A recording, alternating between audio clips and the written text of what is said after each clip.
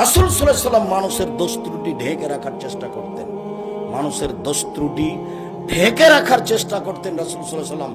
তিনি মুখে বলেছেন, মান সাতারা মুসলিমান সাতারাহুল্লাহু ফিদ দুনিয়া ওয়াল আখিরা।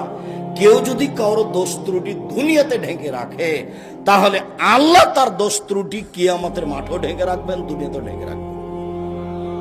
বিচারের মাঠে আল্লাহ তাকে ঘেরে নেবেন তার রহমত দিয়ে, তারপর পাপ তাকে দেখাবেন। তুমি কি চিনতে পারো এটা তোমার পাপ? তখন বলে, জি হ্যাঁ চিনতে পারছি, এটা আমার পাপ। তো তুমি কি মনে করছো আমার ফেরেশতারা তোমার প্রতি জুলুম করেছে? জি না, জি না, আমি এটা মনে করি না। তুমি কি কিছু বলতে চাও? জি না, আমি কিছু বলতে চাই না। শোনো,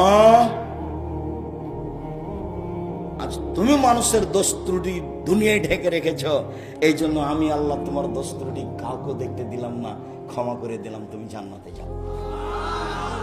ও কিন্তু বুঝেছে জাহান্নাম